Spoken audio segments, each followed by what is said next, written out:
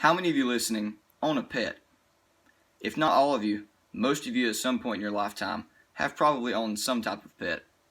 According to the 2018 National Pet Owner Survey, 68% of all families in the United States own some type of pet. Now, imagine this. Your pet is being constantly mistreated, abused, locked away for long periods of time, and just constantly being experimented on. You don't like that thought, do you? The sad truth is that these things go on every day when it comes to animal testing. Our country has laws that protect animals from abuse such as this, but people think that it's okay to run these tests and experiments because they think that it's benefiting humans. Now, I think that animal testing should be illegal because it violates animal rights, it is unethical, and animal bodies are so much different from human bodies that the testing and the results don't even directly affect us humans. We now have different ways to obtain the results that we once got from animal testing. Now, for one, let's talk about how animal testing is cruel and unethical. For one, the animals used for testing are often exposed to force feeding, forced inhalation, and injections into their skin, muscles, and abdomen. These animals are sometimes exposed to drugs, chemicals, and infectious diseases that can cause illness or sometimes even death.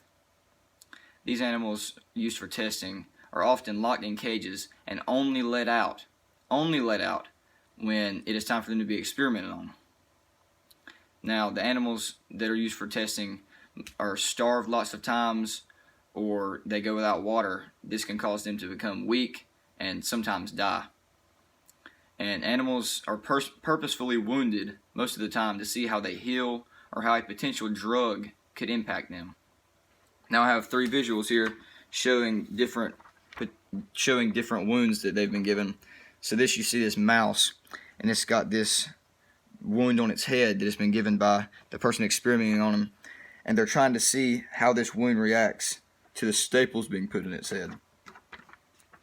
This second picture here is a rabbit, and as you can see, all of the fur on his back right here, almost all of it, probably about 50%, has been burned off purposefully just to see how he heals to it. He'll probably never heal from that, they say. This last picture is a monkey. As you can see, he's kept behind bars, but he has this metal helmet on. The metal helmet sends electrical shocks to him whenever he's not doing just as the person running the experiments tells him to do. So it's not fun. So now that we know about how animal testing is cruel and unethical, let's talk about the ways that animal testing abuses animal rights. So animals are just like humans in that they think, they feel pain, and they have feelings and emotions. So in a way, they're just like humans except for they're not as smart. Animals' rights are being violated when it comes to research because they're not given a choice. It's different with humans because humans can choose and make a choice on whether they want to be experimented on or whether they allow these tests to be run on them. Animals are not given a choice for these experiments, which often leads to severe injury or death. When humans are deciding the fates of these animals, and animals are not given a choice, and the humans aren't even putting into fact the animals' thoughts or the quality of life that the animals are receiving. They're just thinking about themselves and how this could impact them, when lots of times it doesn't even impact them. According to Barbara Orlins, animal testing violates animal rights because they have no choice whether to accept or decline this testing and experimentation, which can often lead to death or severe injuries. So now that we've talked about how animal testing is cruel and it abuses animal rights, let's talk about some ways that we can now run different tests which can be more efficient because animal testing doesn't impact humans directly. So for one, animals are different from humans, so they make poor test subjects. If you look at an animal and you look at a human, how do you think they're going to compare? You can't judge.